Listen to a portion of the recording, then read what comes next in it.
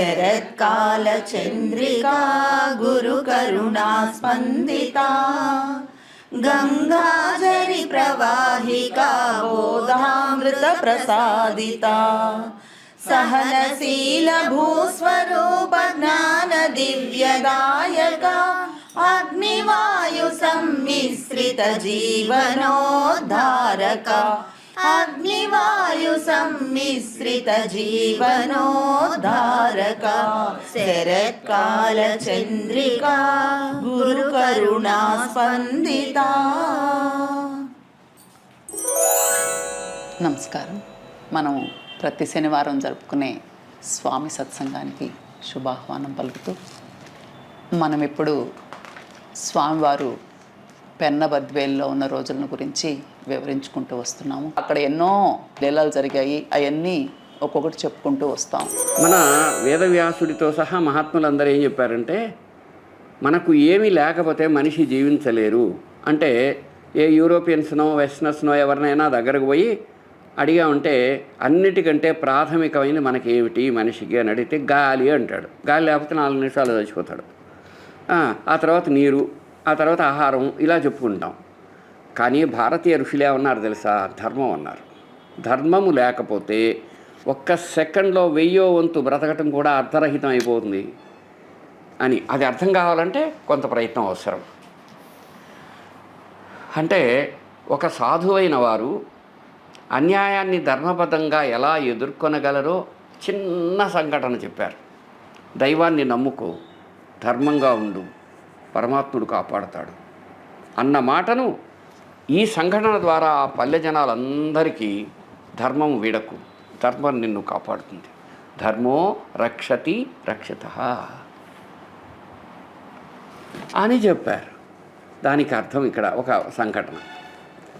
ఒకసారి నారాయణ స్వామి అనే భక్తుడు అడిగాడు, దొంగలు పడి దోచుకుపోతే వాళ్లకు ప్రాయశ్చిత్తం చేసి ఆ వస్తువు పొందే వీలు లేదా తండ్రి అని.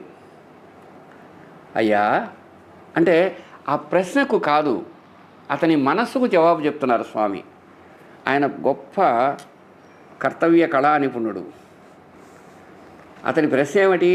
దొంగలు పడి దోచుకుపోతే వాళ్ళకు ప్రాయశ్చిత్తం చేసి ఆ వస్తువును పొందే వీలు లేదా అంటే అర్థమైంది, ఏ రకరకాల శక్తియుక్తులు ప్రయోగించి అలా వాళ్ళని రప్పించవచ్చు కదా అని ఏదో ఆయన ఉద్దేశం ఉంది. కానీ అతని మాటకు కాక ఆ సందర్భానికి, ఆ భావానికి జవాబు చెప్పారు స్వామి. అయ్యా, స్వామి ఎవరిని ఒరే తరే అనరు, అయ్యా అనే అంటారు. ఒకరోజు బద్వేల్లో ఒక రైతుని అడిగి గడ్డపార తెచ్చి తెప్ప మీద పనిచేసి, బద్వేలు అంటే పెన్న బద్వేలు, ఆ గడ్డపార అక్కడ పెట్టి పని మీద పోయి వచ్చేపటికి అది అక్కడ లేదు. ఇంకా లాభం లేదనుకొని మిత్తవును వదిలిపెట్టా. మళ్ళా నేను ఊళ్ళో పోయొచ్చేటప్పటికి గడ్డపార అక్కడే ప్రత్యక్షం అయిపోయింది. మనం వదిలింది వాళ్ళ కడుపులో బాధ పెట్టి ఇక బతకరా దేవుడా అనిపించి చేసిన తప్పు తెలిసి దాన్ని అక్కడ పెట్టిపోయారయ్యా. ఇక్కడ విశేషం ఏంటంటే వాళ్ళలో పశ్చాత్తాపం రావటం. అది వెంకయ్య స్వామి వాళ్ళకు చేయదలుచుకున్న ఉపదేశం. అది తీసుకెళ్ళిపోవటం కాదు, తిరిగి తెచ్చిపెట్టి పశ్చాత్తాపడటం అనేది స్వామి అభిలషించిన అభ్యున్నతి. అంతేగాని స్వామి ఎప్పుడు తన శక్తియుక్తులు ప్రయోగించి ఈ జనాల్ని ఈ విధంగా అవి వస్తువు వెనక్కి తెప్పించుకున్నారు అనుకోకూడదు.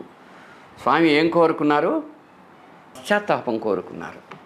అన్నిటికంటే మనిషిని అద్భుతంగా మార్చేది పశ్చాత్తాపం. అనేక మంది మహనీయమూర్తుల చరిత్రలో ఆ పశ్చాత్తాపం గురించిన ప్రవర్తన ఉంది. స్వామి తన భావనతో అతని లోపల పశ్చాత్తాపాన్ని రగిలించి ఆ విధంగా దాన్ని తెప్పించారు. అది అతనికి ఎంతో మేలు చేసి ఉంటుంది. మానవ జాతికి కళ్యాణకరమైన, ఉద్బోధనకరమైన విషయం ఇందులో ఉంది. సరే, ఇక్కడ ఇంకొకటి 2 విషయాలు చెప్పుకోవాలి, లేకపోతే దీనికి సమగ్రత రాదు. గొలగమూడి ఆశ్రమంలో ఉన్నారు స్వామి. ఒకసారి ఏం జరిగిందంటే, ఒక గంగాళం అంటే ఓ పెద్ద పాత్ర, అది కొంచెం విలువ ఉండేది. అది ఎక్కువగా ఇత్తలి అనే దీంతో చేసేవారు. ఒకసారి ఆ గంగాళాన్ని ఎవరు ఎత్తుకెళ్ళిపోయారు. ఇంకా ఘోరం ఏంటంటే, స్వామి ఎవరైనా తన దగ్గరకు వస్తే వాళ్ళందరినీ ఆయన ఇలా మరణ చేస్తూనో ఇలా ఊపేవారు, మంత్రించారు అనుకునేవాళ్ళు. దాన్ని మెలిపెట్టి దాన్ని అక్కడక్కడ కట్టేసి ఉండేవారు. ఆ పై పంచిన ఎవరు ఎత్తుకెళ్ళిపోయారు, దొంగిలించుకుపోయారు. ఆ 2 సందర్భాల్లో పక్కనుండే వాళ్ళందరూ భలే విచిత్రంగా, స్వామి మన గంగాళం పోయింది, ఇదిగో మీరు అందరికీ మంత్రిస్తారే అది కూడా పోయింది అన్నారు. ఆయన అన్నారు, ఇక్కడ స్వామిని భావించండి, స్మరించండి, ధ్యానించండి, నమస్కరించండి. అయ్యా మనం ఎవరము నోరెప్పకూడదయ్యా అన్నారు అని ముందుగానే చెప్పారు. ఏది ఇంకా తీసుకోపాక ముందే, రేపు మనమంతా నోరెప్పకూడదు, ఎందుకు గంగాళం పోతే అది పోద్దని ఆయనకి తెలుసు. అంతే. మరో చూసుకుంటే అవి లేవు. ఆశ్రమంలోని వాళ్ళందరూ పోయిన వాటిని గమనించి చెబితే అప్పుడు అన్నారు ఆయన గొప్ప కరుణాసింధు, ప్రేమమూర్తి. పైదానికి దీనికి ఏమిటి తేడానో దయచేసి గమనించండి. ఒక మాట అన్నారు, అయ్యా వాళ్లకు లేకే కదా ఎత్తుకుపోయారు. మనము అంటే సాధువులం, లేదా ఒక ఆశ్రమాన్ని నిర్మించుకుని ఉన్నవాళ్ళం, భిక్షతో జీవించేవాళ్ళం, నోరు విప్పకూడదే. చాలా జాగ్రత్తగా వినాల. జరిగేది సర్వము భగవంతుడి యొక్క దయే అనుకున్నప్పుడు దాన్ని అలాగే అంగీకరించే శక్తి, చేవ ఉండాలిగా. వాళ్ళకి లేక కదయ్యా ఎత్తుకుపోయారు, మనం నోరిప్పకూడదు అని కట్టడి చేశారు. ఇది స్వామివారిలో ఉండే అపారమైన సాధుత్వానికి ఉదాహరణ. మనము ఈ రెండింటి సంఘటనల మధ్యలో ఉండే తారతమ్యాన్ని, వ్యత్యాసాన్ని గమనించాలి. ఇంకొకటి ఏమిటి తెలుసా, రమణ మహర్షి ఆశ్రమానికి దొంగలు వచ్చారట. అక్కడేదో పెద్దగా డబ్బులు ఉంటాయి, అవి ఇవి ఎత్తుకొని పోవచ్చును అని వచ్చేసారు వాళ్ళు. ఊరు బయట ఎక్కడో ఉంటుంది అది. వాళ్ళు బయట కొన్ని టపాసులు కాల్చి భయభ్రాంతుల్ని చేయడానికి ఇబ్బంది పెట్టి ఢామ్ ఢీమ్ అన్నారు. అంటే అదేదో తుపాకీ అనిపించాలి. సరే, వెంటనే అది విషయం వచ్చింది మహర్షి గారికి. వెంటనే ఆయన ఒకడిని పిలిచి, ఒక లాందరు తీసుకెళ్ళి వాళ్ళకి ఇవయ్యా, పాపం వాళ్ళకి కనిపించదేమో, అయ్యా మేము సాధువులం, మా దగ్గర ఏమి ఉండవు, మీకేం కావాలంటే అవన్నీ తీసుకుని పోవచ్చు అని చెప్పి లాందరు ఇప్పించాడు. లాందరు ఇస్తే వాళ్ళు పోయి పాపం అనవసరంగా, వాళ్ళకి మంచి రోజు కాదు, వెతికితే ఏమీ లేదు. అక్కడ బీరులో 6 మామిడి పండ్లు, కొద్దిగా చిల్లర తప్ప ఏం దొరకలే. వాళ్ళకు ఒళ్ళు మండింది. ఒళ్ళు మండి నేరుగా వచ్చి, ఏంది ఏదేదో ఉంటుందని అందరూ చెప్తే వచ్చారు, ఈడేమీ లేదే అన్నారు. వచ్చి దౌర్జన్యానికి దిగారు వాళ్ళు. అయినా సరే ఓర్చుకున్నారు మహర్షితో సహా అందరూ. అయిపోయింది. వాళ్ళు పోయేవాళ్ళు పోకుండా అక్కడ ఒక కుక్క పడుకుంది, నల్ల కుక్క. ఆ కుక్క కొంచెం అరిచింది, వీళ్ళు వేరే మనుషులు వస్తే. వెంటనే ఒకడు దాన్ని కొట్టాడు. అంతే, ఉగ్రులయ్యారు స్వామి. మహర్షి, ఓయ్ అది నా కోసం వచ్చింది, నీ కోసం కాదు, అది ఆశ్రమంలో ఉంది, దాన్ని ఏమన్నా అన్నావో. అతను భయపడి వెళ్ళిపోయాడు.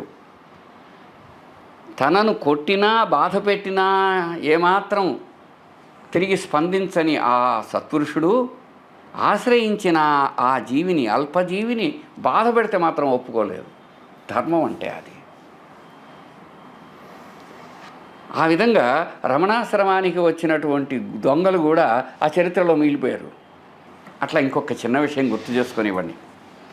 పూజ్యులు భరద్వాజ మాస్టర్ గారు తమ జీవితాన్ని ఒక మై ఎక్స్పెరిమెంట్స్ విత్ ట్రూత్ అని మహాత్ముడు తన జీవిత చరిత్ర రాస్తే, ఆ విధంగా సత్యంతో ఈయన కూడా ఎక్స్పెరిమెంట్స్ చేస్తుండేవారు. మామూలుగా చెబితే అది ఎవరు ఒప్పుకునే పని కాదు. మాస్టర్ గారికి ఒక గది ఉండేది విద్యానగర్లో, ఇప్పుడు దాన్ని తపోవనం అంటారు. ఆ గదికి తలుపు తాళం వేయకుండా ఉండగలమా? భగవంతుడున్నాడు, అది నిజమే అనుకుంటే భగవంతుణ్ణి నమ్మి అలా ఉండటం వీలా అనుకున్నప్పుడు మనకంత భక్తి ఉంటే ఏం కాదు అని.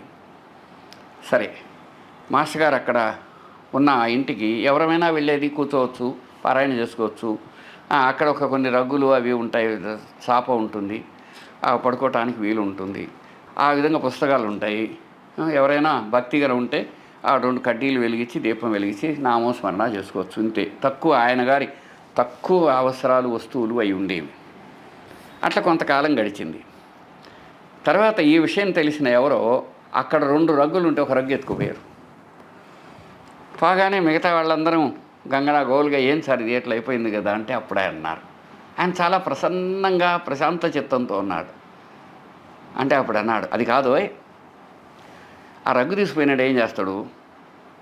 ఎవరికన్నా అమ్ముకుంటాడు. ఒక కళ్ళు తాగేవాడైతే అమ్ముకుంటాడు. అమ్ముకున్నవాడు కాదు, ఆ కొన్నవాడు ఏం చేస్తాడు?